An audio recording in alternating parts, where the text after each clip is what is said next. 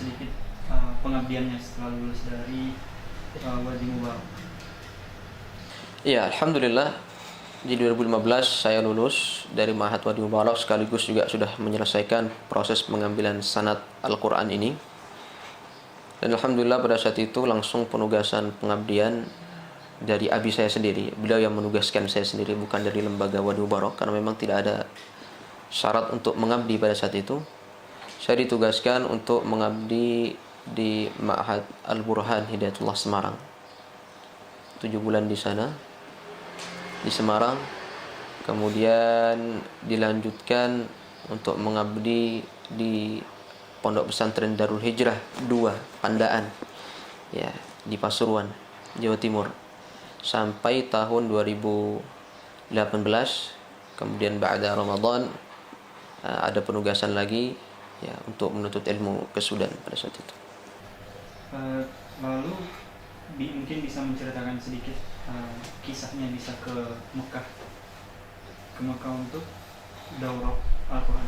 Ya, taib. Jadi dulu alhamdulillah pada tahun 2014 setelah saya hatam, saya mendapatkan kesempatan untuk bisa mengikuti salah satu daurah di Mekah pada saat itu bersama kawan-kawan dari Ma'had Wadi Mubarak.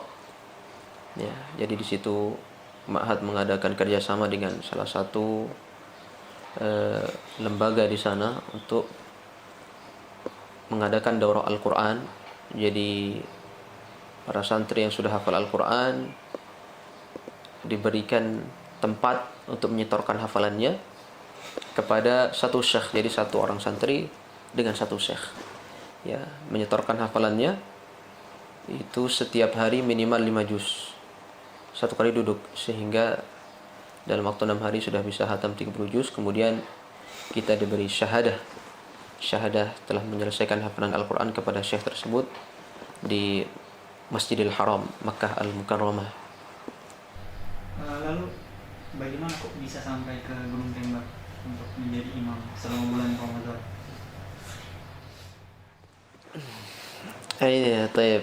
Memang juga panjang sebenarnya. Jadi dulu waktu setelah saya selesai lulus dari Ma'had Wadi Mubarak, abi saya itu sering sampaikan ke saya sebelum beliau meninggal, untuk nanti kapan-kapan Azam harus pergi ke Hidayatullah Gunung Tembak. Kenapa, Bi? Saya bertanya pada saat itu, karena kalau pengen tahu betul bagaimana Hidayatullah itu, bagaimana aslinya Hidayatullah itu, datang ke Gunung Tembak, salat di masjidnya, lihat bagaimana orang-orang di sana, itu sudah tahu, oh begini Hidayatullah, bagaimana peradaban Islam itu. Maka sudah muncul keinginan.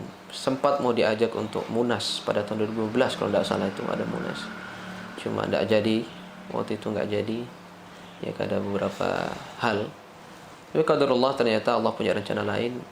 Pada bulan Januari kalau tidak salah 2016, ya, 2016, saya dan abi saya mendapatkan panggilan pada saat itu dari Yayasan Hidayatullah Gunung Tembak untuk bisa kiranya mengisi pada saat itu daurah tahsin, ya, dan abi saya mengisi mahasiswa.